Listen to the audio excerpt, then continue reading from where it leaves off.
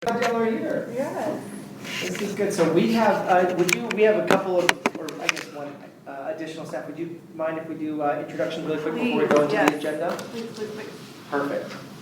Okay, so I'm Holly Grierson. I'm the children's librarian, as well as I manage the art collection for the city and just our exhibits in the library. So, and I have an art team, some other staff members at the library that help me as well. So it's a big job. That is a big job, and I love the art here. It's always so fun. Good. I know we're missing around. art here because we've already moved it Yeah. before the construction and demolition. Our big old I know. City of Orem painting. I know. So, I've been at the library since 2006. I was part-time for a lot of those years. I've been full-time for 6 years. I was a programming librarian before I was a children's librarian, and I worked with Provo, and just love Orem, love working at the library. Otherwise, I wouldn't have stuck around for so long. So. Oh, thank you. And actually, Orem, I'll have to say, is the best library. I had a weird situation where I was with someone that I just met, and she was driving me up State Street and passing the library, and she's like, didn't even know that my heart is here. And she's like, that is seriously the best library in all of Utah. And she's like, I don't know, from Provo or something like that. I'm like, you got that right. We need to make some cool Valentine's, social media post about that. That when Library Lovers Month is coming up. So There we go. Yeah, that would be great. We have it on our display. Yeah. Topics. Thank you. Okay, so moving on, then it's to elect the 2025 chair and vice chair for the commission. So nominations are open, right? That's right. Over And there. it is a one-year term. You do not have to go from vice chair to chair. And y'all are welcome to handle it. If you would like to do full nominations and the vote right now, if we could do that, we could do, if you would prefer private votes, where we get the nominations and then you can write it down. That's great. It's really whatever y'all would like based off who nominates or doesn't, If it gets really contentious and Lorraine is ready to wage war. It's bigger than I thought it was. It's however y'all would like to do, and this is for y'all as commission members to vote as staff. And even as council member, there is no vote. So it's really for today, the four of y'all, to figure out how you'd like to move forward. All right, Lorraine. I'm nominating Katrina. You've done a good job. Can you do it a second term? I was planning on staying on the commission for my 3 years anyway, so I'm here. I will refer to Sharon. I do not think there is any stipulation that says you cannot do a second time as commission Code chair. But unless, Nancy, would you like to? I don't want to. I think we should just keep it the same. I think you've done a good job. You've done a good job. You did it in 2 years. Well, and Karina, you're our vice chair. What is? I have no interest in, I will do whatever is best for you guys, and I'm fine if you want to be vice chair, or if you want the chance to be vice chair. Go ahead. I'm not attached to the. I'm not gonna arm wrestle you.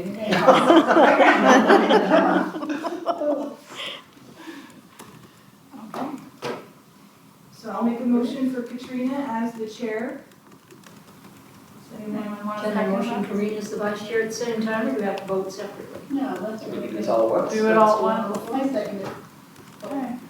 All who support that motion? Aye. Aye. Any nays?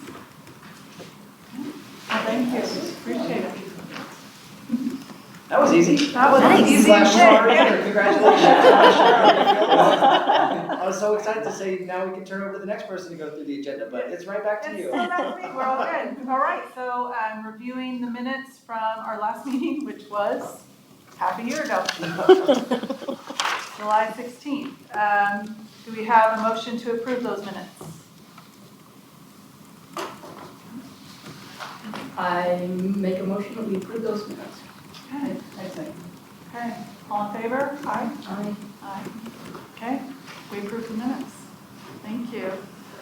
And now we will turn to Jaime and Holly on this very cool looking schedule. This is, walk us through it. I was looking through this last week when Sharon sent it. Oh, good. This is kind of fun. Yeah, so this is the, so I'm going to do the library displays, and then Holly has the art policy for you as well, which didn't quite get on there, but we'll kind of take turns. Mine will be fairly quick, I think. The library display topics. So these are our entryway displays. So the north entrance and the south entrance both have big displays right next to them, along with the Meet Your Librarian and Meet Your Neighbor displays in the north entrance. And so at the end of every year, all the librarians of those areas get together. We come up with topics for the next year, kind of lay out a schedule. And so this is the topic of every display that we have planned for this year in one of those two locations.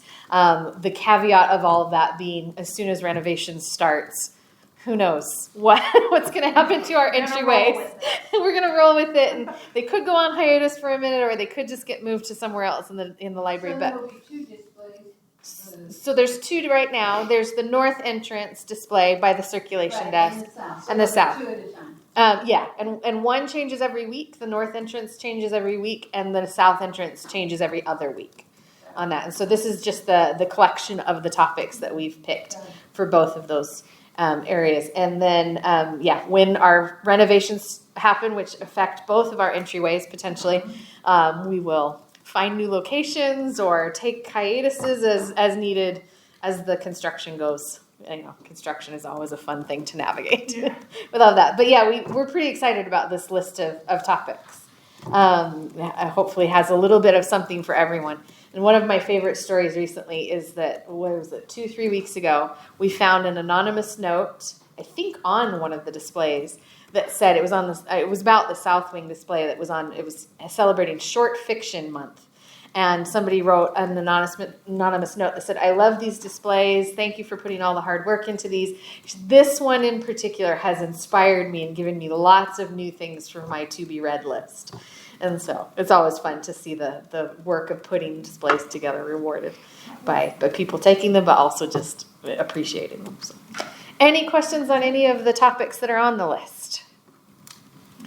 Get organized, really. That's this month. Yeah, January. that's our current one. So stop by after the meeting and grab a way to organize whatever it is you need to organize. We have everything from organizing your kitchen to organizing your mind. So Inktober, what's that? Inktober is one for artists. So October they do art challenges, and I think it's daily, is it? Mm-hmm. And they get a prompt every day, and you can practice your art skills. So we put up all kinds of art books for that one. And Library Lovers Month is coming up, always a popular one. Books about books, very popular. And libraries. just a quick note on Meet Your Neighbor and Meet Your Yes. Librarian, just for the group, if you wouldn't mind explaining that, those are still going. Those are still going. So our Meet Your Librarian, we have librarians that work at the library from throughout. So some of them are the people that work in the kind of back scenes of the library. They get to put together lists of their favorite reads, and we put those out every week, or every other week, and we update those, and they get to have kind of a staff picks highlight. And then Meet Your Neighbor is people from the community that can sign up and give us a list of books to pull, and we highlight them every 2 weeks. And so they each get a sign of their own and their own display, basically, to say, this is what I love to read. And it's always interesting to see what people pull together and the different topics and areas of the library that they all love. So lots of fun books to kind of browse and see different people's opinions of what makes a good read. I've seen the Meet, I know the staff one, but the Meet Your Neighbors one, I never quite understood. So Yeah, that's what it is. So we're giving everybody the opportunity to be a librarian. Live out the dream. Any other questions on any of these topics? You do awesome. I know. I love the variety. I love it. I can tell there was a lot of work going into that. I'm like, how do you think of that many topics? There's some research that goes into it of what months are coming up, what days are coming up, what's on the calendar, as well as we look at what's in our collection, what could we highlight that might be of interest that maybe people don't know that we have in our collection. And so kind of just trying to get a nice spread too of topics throughout the year and highlight different things. We've tried some in the past that we find out, hey, we don't have very many books on that. Origami month. We did that this last year, and I think we had 7 books. Because everything was checked out. So not that we don't have more than that, but everything was checked out. I'm a little surprised about the Arab American heritage. Yeah. I think it's great, but I think they have that many books. We do actually have quite a few books, particularly in the children's area. There's a lot of stories and storybooks and things like that. So, and it's an interesting one, exploring other cultures that way. So yeah. If y'all have not had a chance to do a Meet Your Neighbor yet, Yes, I would please. strongly invite you to come participate alongside us and put up. It's a little vulnerable. You're putting your reading list out there for the world, but those have been. It's my favorite to see our residents post on social media or come in and snap a picture with their display to put on their personal social media. I think it shows a lot of connection and like personal pride in the library. That story you shared with us of, this is their library and they have that moment where they get to come and be here. Those are some of my favorite minutes. I've seen a lot of, I don't want to say families do it together, but they definitely consult their kids or they consult others in the household, which makes for a They very, work together on it. very varied display of the different types of titles where you can tell it's like, oh, they've got a junior teen, they've got a graphic novel reader, they've got some great classic westerns, you're sort of all over the place with what they're putting up there. Yeah. It's always fun to see what they ask us to pull. And their favorite authors. And it's fun to read the little blurbs because we ask everybody to kind of just make a statement about why they want to do the display and what they like about the library. And it's fun to see all the reasons that people connect to the library. And it's yes, they love books, but they also love so many other things that we do at the library. It's a lot of fun. Do you ever have gaps, I guess, on that? Where we don't have anyone sign up? Yeah, the patron one. We try not to. So every time we're planning out several weeks, several months, if we can, in advance for those. And so every time we start to see the list get shorter, we try to send out a new call for we need more neighbors, we need more participants. And yours is there an extra week. Yeah, you're gonna just stay up for a minute longer. But yeah, we try and kind of continue to recruit. So please invite all of your friends and neighbors to get involved. It's a lot of fun. So Thank you. yeah, thank you. We hope you enjoyed them throughout the year. We'll turn the time to you. So is this the time where I can discuss and hopefully it'll work?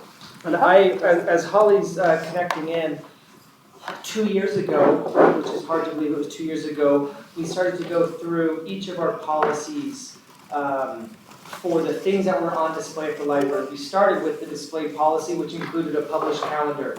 After that, we went to our collection development policy and a sort of have done a similar with the library hall. And now we're coming to our art policy. In each of these policies, of which you have, or Sharon will email out a copy of that policy, you start to see a lot of the same language. Our philosophy, our community, how we gather sources and information, and what we try to do. Our goal is to make it really consistent for our residents, as well as for our staff to know what's expected and what they should be doing and how we operate and what sources we consider. Each of these will also be on a recurring, so you will start to see, those are our 4 major policies. This is what we have in the collection, what we put on display, what kind of shows or live entertainment, and then what kind of art we have. This explains really how we interact with the residents. And so you'll also get a chance to review them, I think on a 3-year, Sharon, I keep looking at you, Yeah, on that's a what it's 3-year been in the interval. past. And so right They when we're keep done with changing. policies, we'll be back to the start. So next year you'll start to see the display policy again, where we have a chance to go through. Part of that policy says, Jaime will present the list of topics for displays every year to the LAC, so you get a chance to see them and say, okay, it doesn't go through, hey, what should we do the week of September 10th on this display with this book? It says, these are the topics, the staff will put them into a calendar. Similarly for the art or the shows, you'll see a chance, where do the residents interact, where do y'all as a commission interact, and where do the staff, what purview do they have? I think it's been really successful. Our staff, who are the creative heart and soul of the library, that they are the most passionate and most knowledgeable. They are the ones doing the heavy lifting, the research, the projects that they really care about. This is their voice coming through. It also gives them a really good structure so they feel really empowered to do what they need to do in specific spaces with specific timelines and everything like that. So it's not perfect, but our staff are still right at the middle of everything that we do, using their education and experience to deliver this to the residents. And it also is codified into how we do the business of the library so we know where the decisions are being made and the voices are being expressed and who owns what. So with that, you'll see, I'll turn it to Holly, but you'll see again similarities to our other 3 major policy areas for the library. Okay, thanks, Bryce. In case you don't know much about Orem City Art Collection and some of our art exhibition spaces and galleries, I have a little presentation to show you some pictures and tell you more about that. So, the Orem City Art Collection started in the late 1960s. It was kind of around when we moved to this new building, and it was a lot bigger from the house, as you can see pictured here. And so we needed more art. So that was kind of one reason why the mayor wanted to start it. And you can see some art by Max Weaver. He was a BYU faculty member. And so we have a lot of faculty members' works, instructors, like students that are in the collection that have local roots. But we also have artists that are from the West and have national and international recognition as well. So we also have, so it's about 170 paintings, sculptures, stained glass. You've seen probably the stained glass in the library, and also some pieces of pottery. Max Weaver also did pottery, so I've got that full there.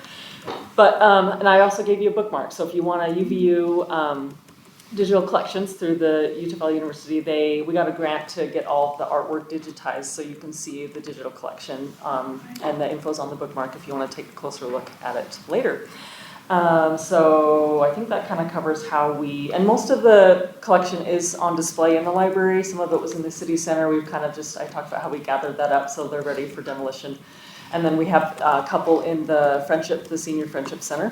And then you can see all of the works in the collection on UVU's digital platform. So here's a few examples of some of these pieces. You may have seen some in Library Hall or in the library.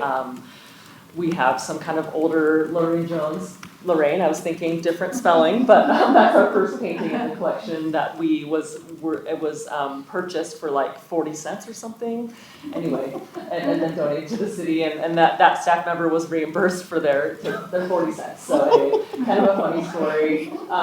Albert Fairbanks, he actually designed hood ornaments for Dodge, and he came up with the ram, and Dodge said, "Why would you associate a ram with Dodge?" Well, when you hear a Dodge coming or a ram, you say Dodge, like the animal ram. Sorry, I totally messed up that joke. But anyway, pretty like famous, right? Like Albert Fairbanks. So anyway, and then we have James C. Christensen, a couple pieces in the collection by him. This is not, he did the storytelling festival, I don't know, kind of the Yeah, he art. does the kind of fairy tale type. Yeah, so this is That's really a photograph? kind of the opposite of what, no, this Yeah. is a painting, an oil painting that he did.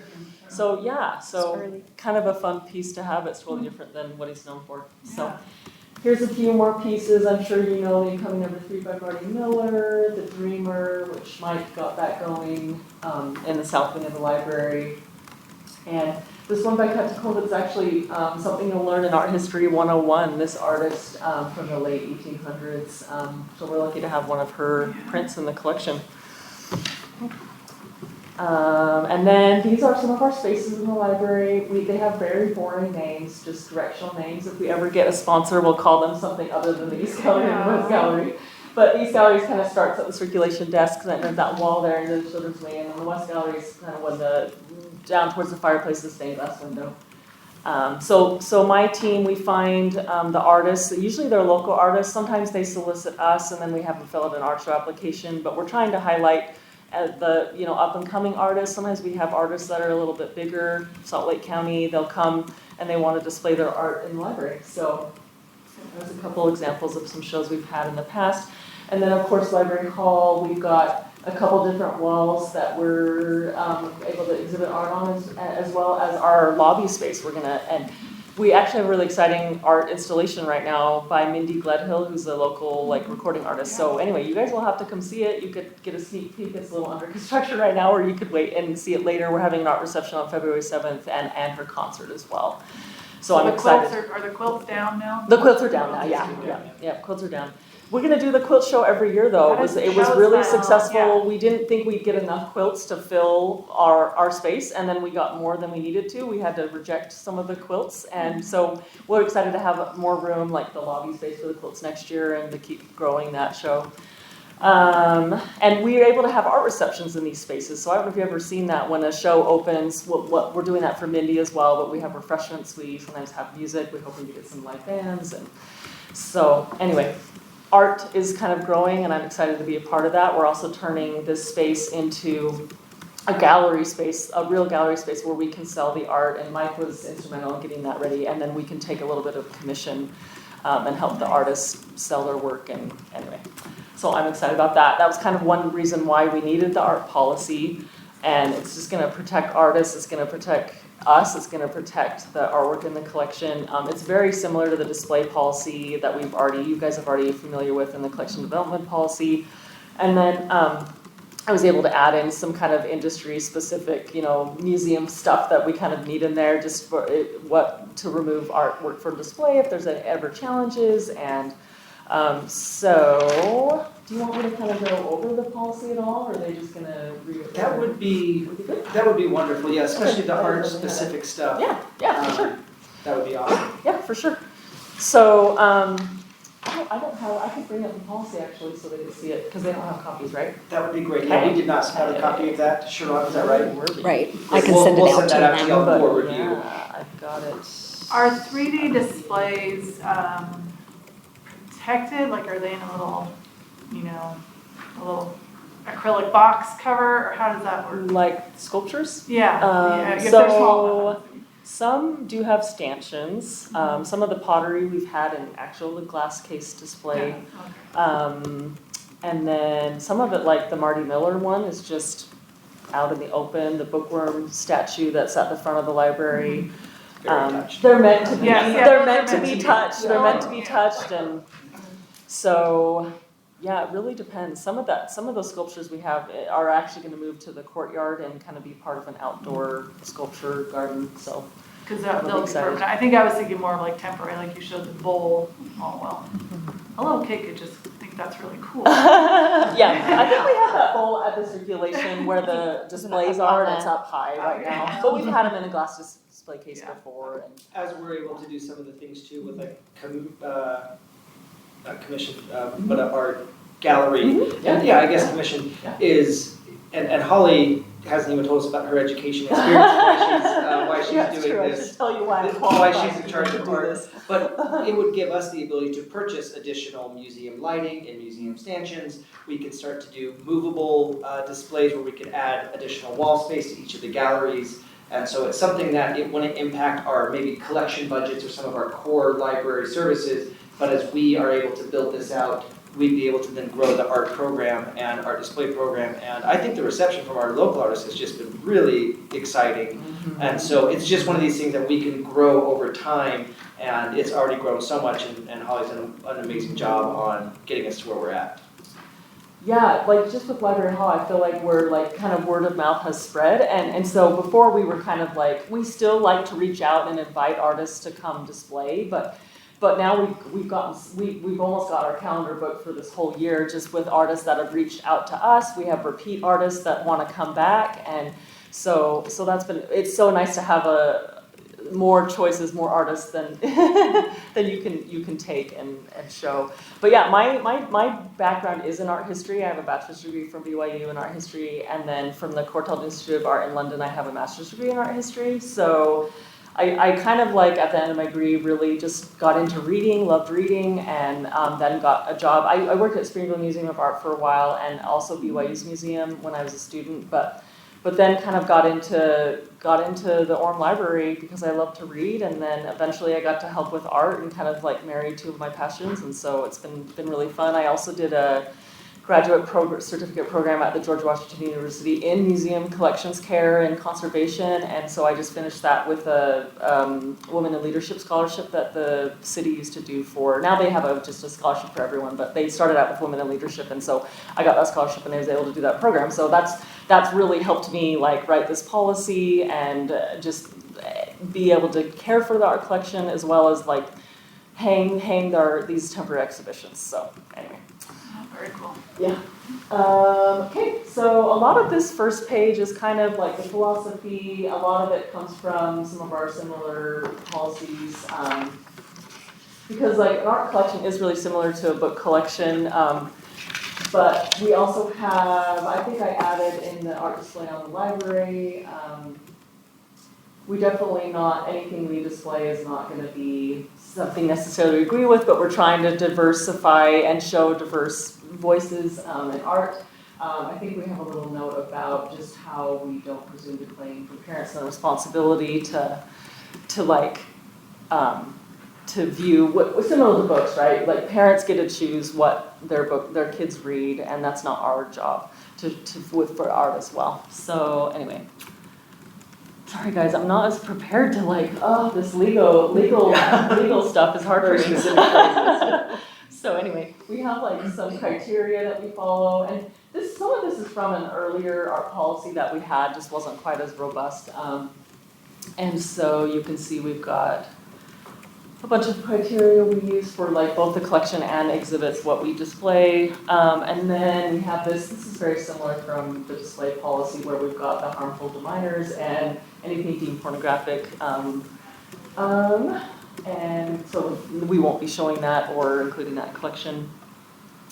And then we're able to use the same display feedback form that we use for displays, book displays as well, in case patrons do want to leave us some feedback. So we can then, as an art team and the division manager, director, kind of figure out if we do need to remove this art just from display or from the collection. So one thing that's different from art and books is that we're not just gonna get rid of a book that's damaged or an artwork that's damaged. We're gonna try to preserve that and keep that in the collection as we can, but sometimes we're not able to take care of, there's gonna be reasons why we need to deaccession. That's a really fancy art history collection word, but when you formally remove it from the collection, that's called deaccession. And so there might be some reasons why we need to do that. We don't have a ton of storage space here. We might not be able to take care of a photograph that really needs to not be in a lot of direct sunlight. And so certain things we don't collect and certain things that maybe we can't keep forever. But this kind of outlines what?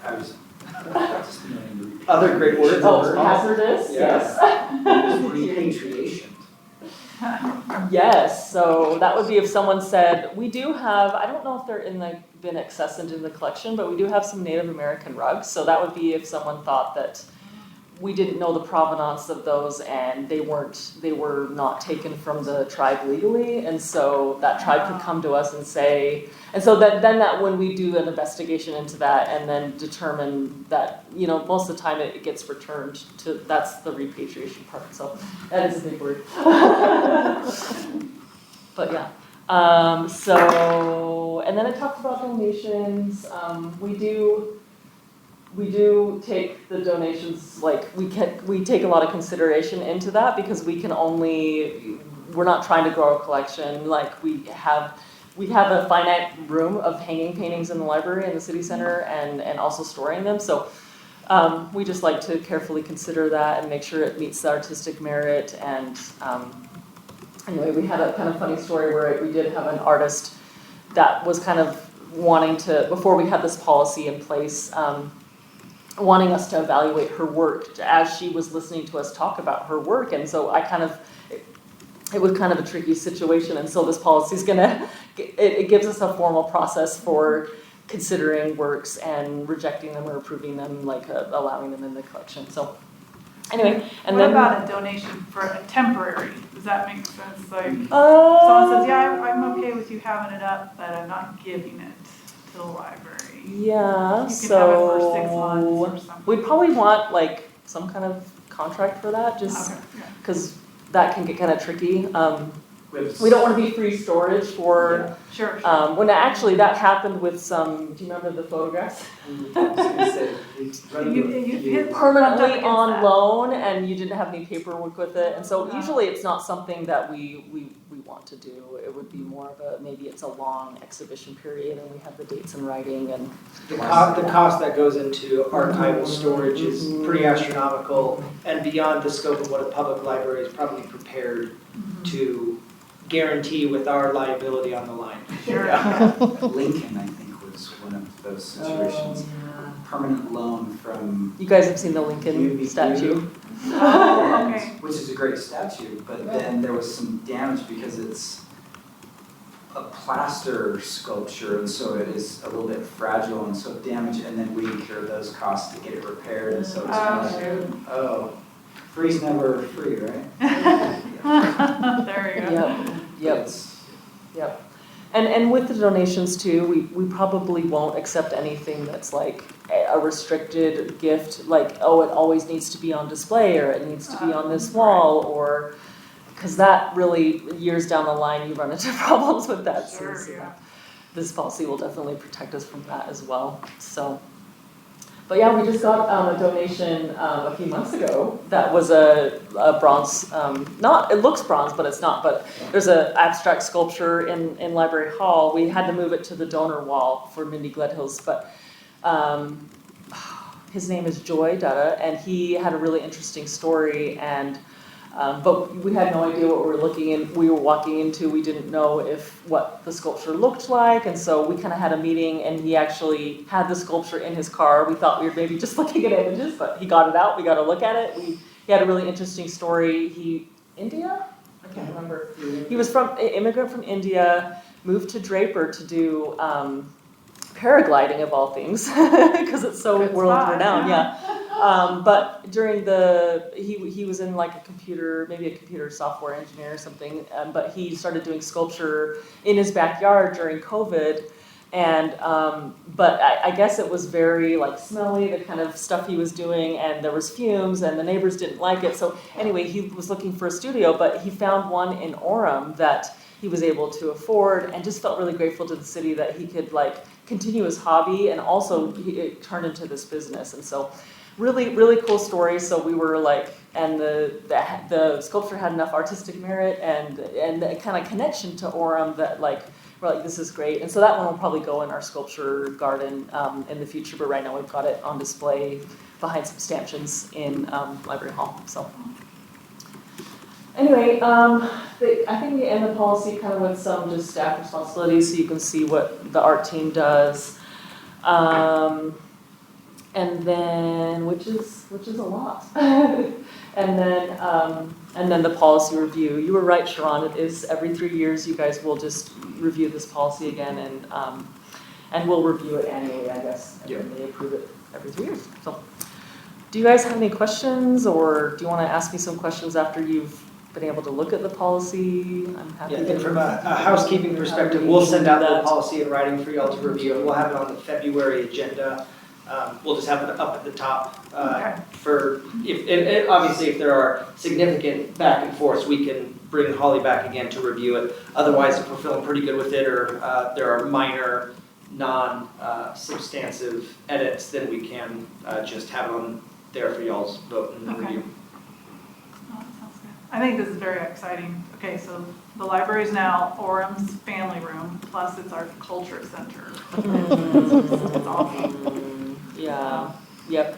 I really hope, I don't know if you've heard of the Provo Art Stroll, but I'm hoping that it's a monthly, first Friday of the month. I'm hoping that we can eventually have something like that in Orem, so that even if the Sierra, we can connect some of the other, get some other restaurants, and I know, I'm excited. Their outdoor plaza in addition to museum pieces, and so I think it's something, it feels like Orem is often bursting at the seams of places to go and experience this, or to express it as the artists themselves, and so it's been fun finding our own unique angle and edge that isn't, by no means competitive, but even duplicative of what else is already being done. And again, I can't stress enough how much Holly and her team have found these local artists or local artistic experiences that aren't being done elsewhere to invite people in and to experience it. And I'm most excited about how the art of the library hall and the collection intersect.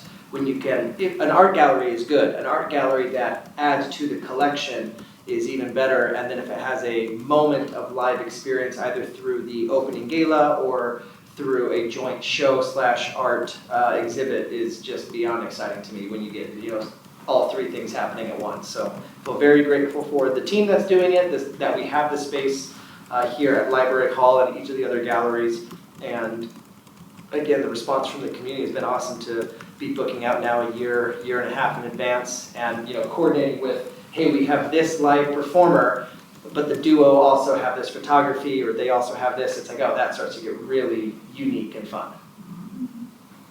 Well, and with some of the revenue from like the commission, like it would be amazing. You brought up the bowl and how do we display that?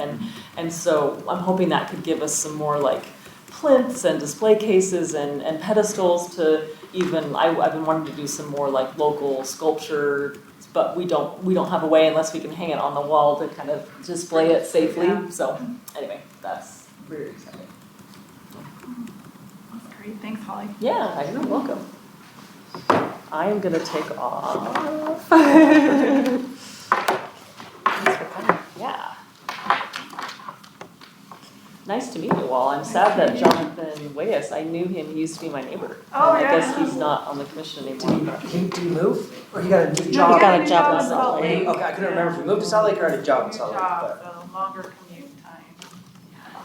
Well, thank you for your Yeah, time, you're welcome. Holly. Yeah, Appreciate it. you're welcome. So nice to meet you all. Thanks so much. I feel like I say y'all more because of Bryce. Yeah. Blame him on that. It's rubbing off on you. I think we all do.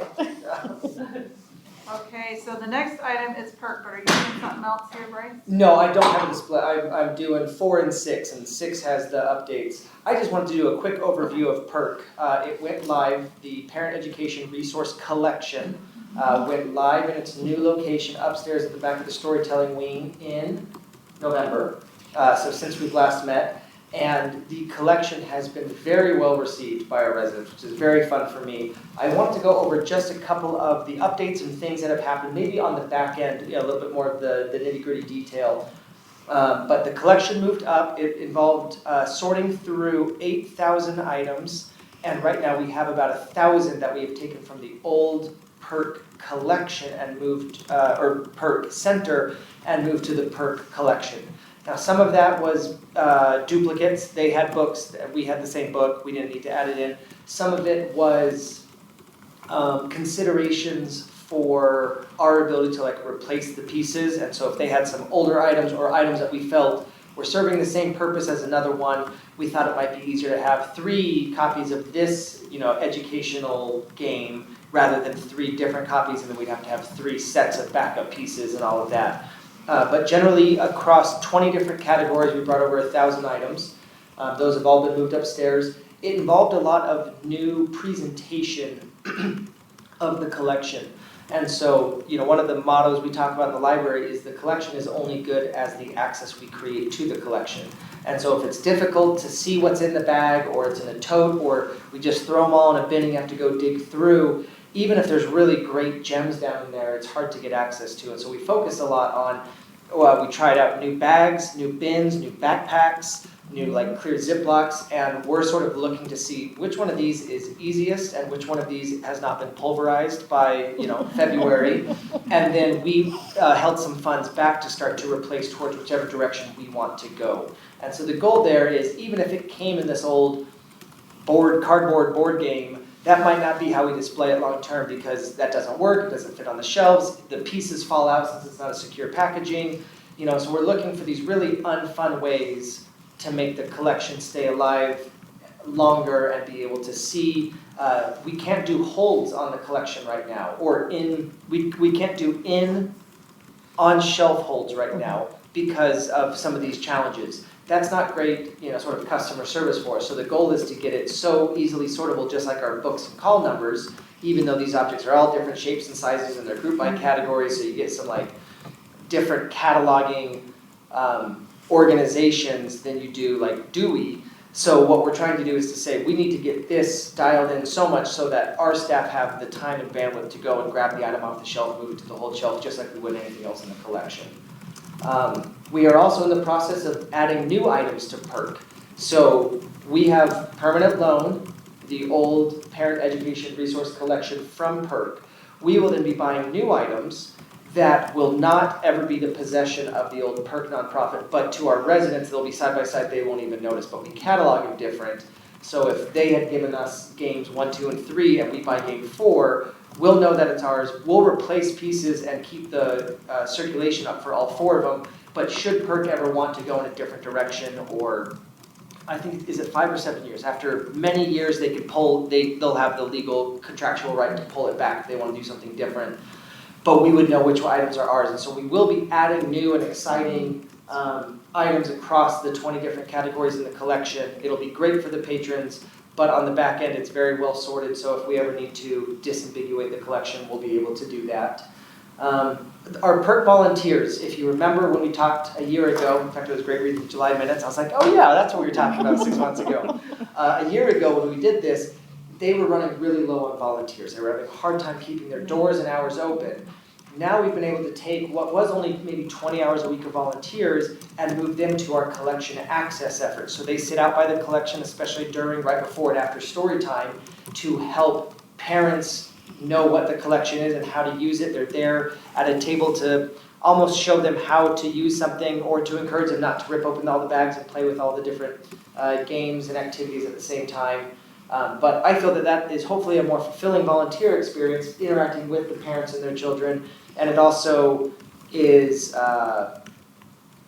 beneficial for us to have volunteers out on the floor active with the collection, something that we've tried to do across all of our different staff groups and librarians. You know, we want our team, our volunteers and our staff out in front and interacting, not necessarily waiting for them to come. So moving more volunteer hours away from a secondary circulation operation and into volunteer efforts, I think is exciting. And then one of the other things, we went and had a chance, in fact, Holly and members of her team, one of her associate librarians, Katie is our collection developer over PERC, we had a group that went and toured a couple of our children's museums. And in many ways, they have the same permanent display. They have this activity or experiment or, I don't want to say the word toy, but items that you can play, manipulate, and build, and hands-on, and they make the education portion of it come alive. And so our question was, what permanent types of interactives could we install near PERC that would make families, kids want to go and learn more about the items that they could check out right there. And so we're not about to turn into a children's museum by any means, but maybe a couple of spots there along those pillars or at a couple of tables, we could have some permanent or semi-permanent activities that you could participate in. Some of the coolest features we saw at the museums, my favorite are always the Rube Goldberg machines, or where you start the process and it hits the levers and bounces down. I think using our wall space would be really cool there. We saw a couple that were related to they had an earthquake shake table, and then you would build your Lincoln Logs or your blocks in a way that taught you about STEM. I don't know, what were a couple other highlights? Oh, well, the water table's always fun, but you said Probably no to that one. I know the water table. We'll let Discovery take that one. fine. Yeah. They had, let's see, at the Children's Museum, they had things related to a grocery store and how you can shop and money and checkouts and things like that. They always have those different areas that have themes. They had a bank where you could put the money in and sort the coins, the pennies and the dimes. And they had a little farm and things like that. So kind of just getting a lot of really fun ideas. They had a fun beehive. We talked a lot about beehives and bees. And, So we're excited for the future of PERC. The move upstairs has been nothing but successful, I think, for our patrons, the use, the access. It is true to the original mission, in our estimation, of what PERC wanted to accomplish. When we took it over from the school district and private funding to the library and private funding in 2011, this is the last remaining of the original PERC centers across the county. And so I think this transition in 2024 is the best chance of the mission of PERC existing in Orem for a long time to come. So we're very excited about it. I think they've been excited about it. They've also provided us with some great feedback on some details. And I mentioned not saying the word toy. Mm-hmm. That's something we had initially done quite a bit, and that's a big no-no. And so we're like, oh, that's good to know. So we redid some labels, redid some shelves, and finding ways to talk about educational activities and not diminish it to just it's another toy or something like that. So any questions on the PERC transition? I think that's great. Great. I've been through there a couple times. It looks good too. And I think my response will be it'll look better as we move forward. We tried 2 or 3 or 4 different things, and we'll be very interested to figure out what we like the most and what part of the experiment was best, and then do some more investment in, hey, maybe plastic bags was the way to go, or it's going to be all plastic cases, or we'll sort of find out. So where is it? This says north wing main floor, but you said it's upstairs. No, you are right. The main floor. It used to be in the basement. We moved it up 1 floor to now the main floor. So it is, okay. Yeah. I like your strategies, it looks good. Another word for toys, manipulatives. See, that's a word that would show up in Well, 'cause I Holly's did art home policy. school for a little bit, and I'm like, why do they call them math manipulatives? Those look like toys. If we refer major and minor motor skills with some manipulatives, I think that passes the test, yeah. Okay, All right, well, thank you for that, Bryce. So, okay, did you want to talk about the new members, or did you want to jump to 6 first? I think Or only add to that up? note that the two of them, Sharon has provided a card if we wanted to each sign and say thank you for those. And Sharon, I don't want to speak wrong on public record, I believe we've had a couple of applicants. We did a social media post, and there was one applicant that applied before that was interested. So we're If moving you through know the- friends and neighbors that might be interested though, I think we are still looking to solicit, because there's like a look back period that they prefer for going back. And when we usually had done the 6 last months, yeah. round, I think with Lorraine and Nancy, we had gone through several years of applicants to sort of catch up to a current time. And then they want to consider X number of years back. And so I think they are sort of saying we'd love to have more people apply Fresh application. in 2025 Okay. for that. And so, social media push, and we put one out in our email and blog as well. But if y'all know of others who are passionate about libraries and Get your friend to move to Orem, who loves our Oh, library. prove it, yeah. Like, come on Put up. your money where your mouth Show is. me yeah. like, leave that city. Move, come, be part of the commission.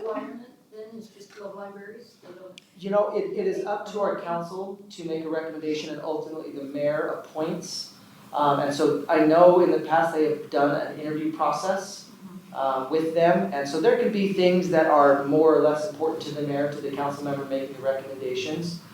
Typically, it really depends on the commission, but they might ask us, hey, who are the top 3 or 5 or 7 that you think would be a great member for the commission? So sometimes library experience or a heavy library user, maybe they had experience in the profession or they've been involved before the library.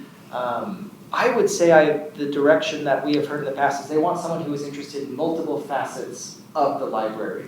If they are here for one reason to get, I heard Lorraine is doing arm wrestles and I want to fight her, I want my shot, then they might say, they might not be the best fit. But if it's someone who's passionate just about the library in general, that typically is great. If they're a one issue, maybe it's not good because we talk about 25 different things here. But even that, it really, I think, passion and interest, and then the council interviews them and reports that to the mayor, and then we find out and go from there. And compared to, I think, some of the other commissions, this isn't as high stress, Usually, we like to keep it that It's pretty way. good, yeah, this is a pleasurable one, so it's, and what, 4 times, 5, what are we at, 6 times a year? Yeah. If you do have anyone that's interested, please, they can call me, or if you want to get in contact with me, I can get you the link for the application.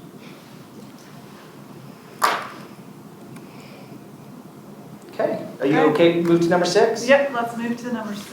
Great, so we'll keep this one brisk, because y'all have seen a lot of this information. Sort of all last year, we walked you through the different steps of the library renovation project. It is now designed and done. The design process is over. The design documents were submitted to the contractor, Leighton Construction, who is overseeing all of the work at the city center as well as the public safety building. And so part of that bid process was that there would be some additions to the project, including the library and public safety building. And so in that way, it saves us a lot of money because we don't have to pay for, this is relatively a small project in the construction world. So rather than having to pay a mobilization fee and a general contractor fee and all of that for what is a relatively small renovation, we're able to get some economies of scale, and so the city was able to bid it as part of that project. And so big win for us as a city staff. More of our dollars go right back to the staff and patron-facing elements of this project. They have now started the process of working with their subcontractors to finalize some final pricing on each of the different disciplines of construction. We will be hearing back from them any week now, maybe even this week, on final pricing and make sure that our construction estimates are what we'll actually be paying. So if it goes terribly and our construction estimates were way under, we might have to push everything back and do a second year of funding in the next fiscal year. But that has not proven to be the case for some of the other projects we've gotten bids back on. If you remember during COVID, it was, people were just picking numbers and throwing them at you, and you just sort of took it on the chin. We have a pretty good estimate now, and the project estimates have been coming in higher, but not like log scale higher. They're not just adding zeros. And so hopefully it's something where we get back some really workable numbers for the project. As a review, these are the different areas. This is our north wing. You can see the current circulation desk here. This is the courtyard. This is the outside courtyard. This is the door that connects library storytelling wing to the library hall. This is a 3D rendering of what the new entrance will look like. You will come in here near the north wing or nearest children's. The old circulation desk sits out here. We're taking most of that space and making it a staff-focused area. This will take all of our collection services staff and move them into the same room. It also reduces the size of the circulation desk from its original build in the late 90s when there was no online anything and everyone paid in cash and you just needed, no self-checkouts, you just needed more staff. We're going to be able to reduce that to this desk footprint here. And this will also be the children's desk currently sits somewhere off the screen over here. That staff will also come up here. And so we will be able to have our circ staff and our children's staff at the same desk so that they can cross-train and help each other and go from there. This will also make the life of y'all can't see my mouse. The life of the book will go a lot quicker. When we get it back from a resident and need to get it back on the shelf or to the hold shelf, we'll be able to take that process from sometimes a couple of days to minutes, and that's the goal. So we have less staff. This is where our automated book sorter will take the drive-through and physical drop-off. It'll take it to the automated sorter machine here, divide it up into buckets, and it'll go straight to, with the exception of a couple of collections, go straight to our shelvers and sorters who will take that book right to the hold or right back out to the desk. The other desk back here will be our cataloging, our acquisitions, and our circulation in full-time staff with our digital services librarian and the division manager over this team all up front. You can also see it is a heavy amount of glass because we think the work of our librarian team is really cool. And so our hope is that people will be able to come in and watch and see what they're doing and sort of interact with them. We will have a whole bank here on the other side of the wall, which will be self-checkout desks, so that more people, unless they need to talk to a staff and pay a fine or sign up for a card, they'll even more will be able to just come over here, check themselves out, and be on their merry way. This is more of a at-grade picture here of the desk area facing the front doors on the right. This wood piece right here is the self-checkout areas. We'll have digital displays showing all of our really cool programs and things happening at Library Hall. And we hope that this creates a really warm and inviting and welcoming space here. Still doesn't, throttle our people too much, gets them right back to the children's area.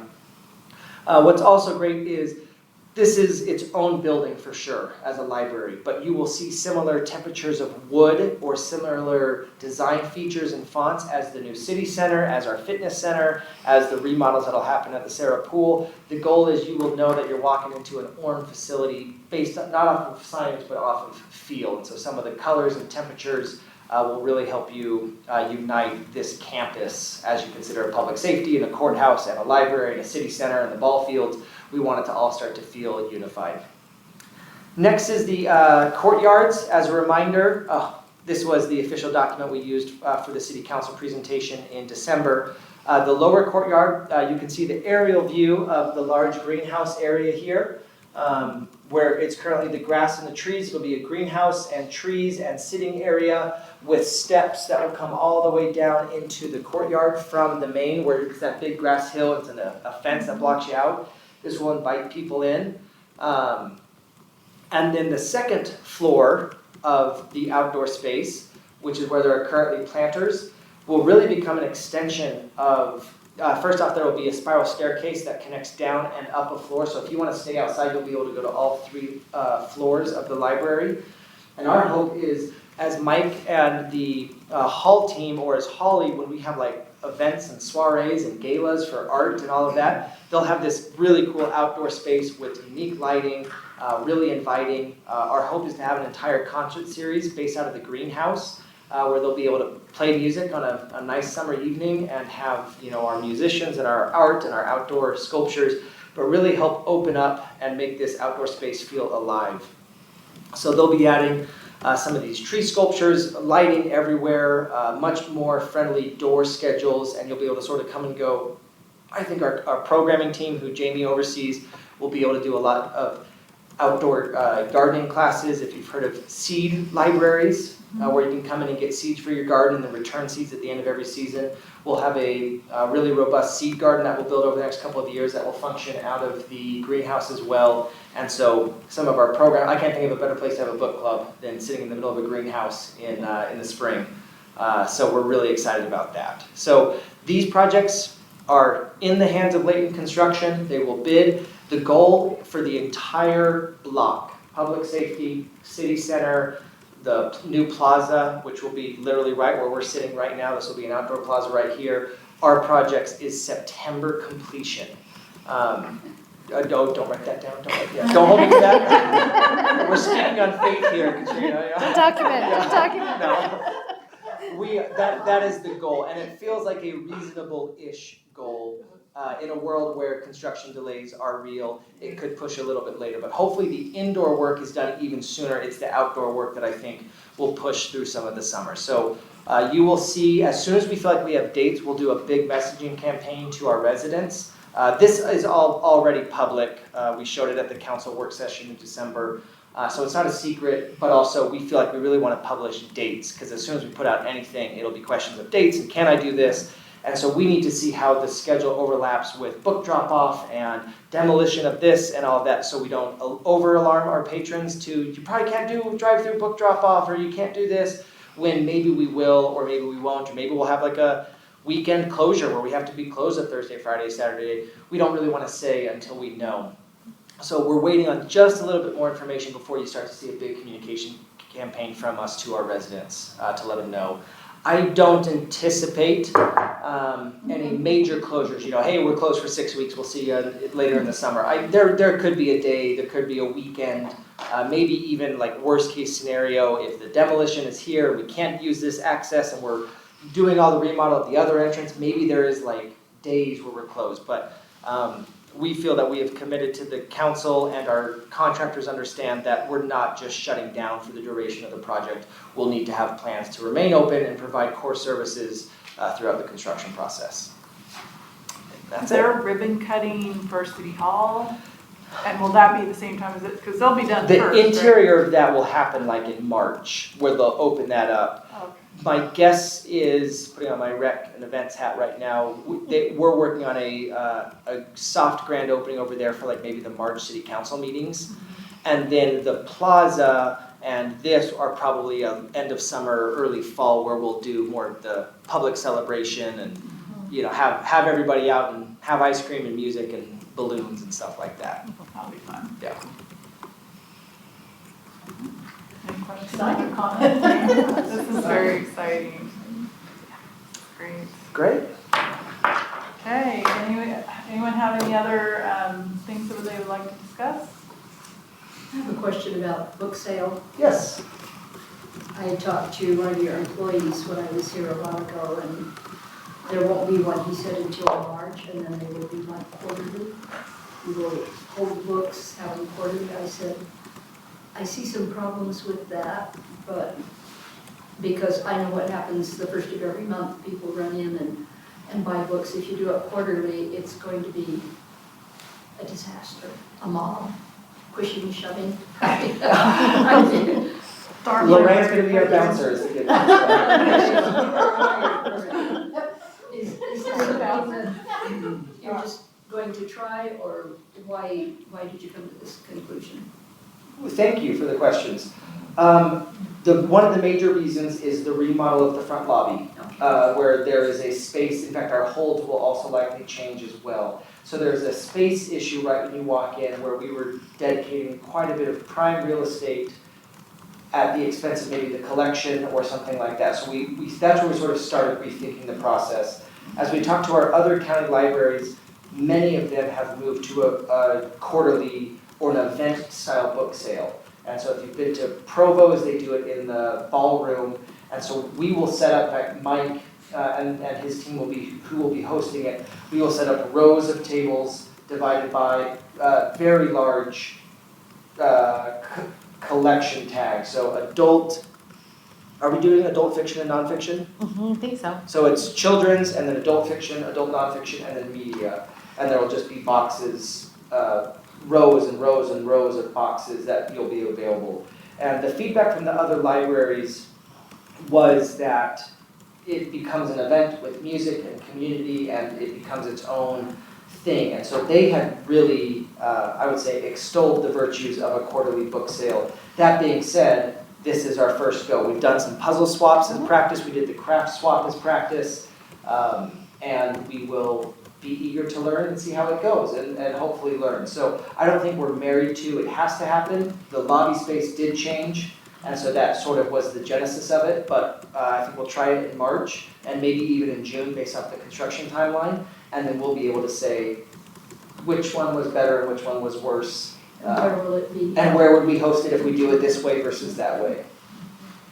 So this first one's gonna be in Library Hall. For So we're gonna use that big space in the Library Hall. Space there in the art gallery, basically. So hopefully it's big enough space that nobody's, elbowing each other out of the way. Yeah, that is the advantage. We used the same space for the puzzle swap, and while there was a big rush and a big crowd, because swaps are always like get in, get the best stuff first, Right. people were actually really polite to each other and very willing to give each other space, and we learned some things from our first one, made some corrections on our second one, had a better experience, and even better, we had a good experience on the first one, we had a better experience on the second one. And now we're looking at our third in May, and we're hoping to have a great experience based on everything we're learning. So I think this is kind of the same model.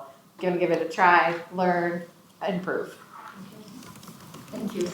If you hear more, or if you attend, we would be thrilled to hear how it went and what we liked and what we didn't like. And yeah, we'll be all ears after the first one, after all of them, but especially the first one.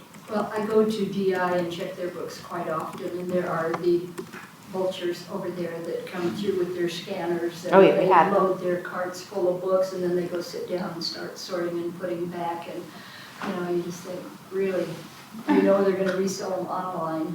Yeah. And so you don't get a chance to buy them, and I expect they will probably be here. I recognize most of them by now, but. They came to our book sale consistently when it was just ongoing, so, yeah. I've It's a seen them at feature the of book sales, sales. There's winners, Yeah. checking things out, and but I hope this will be a good thing. We hope so.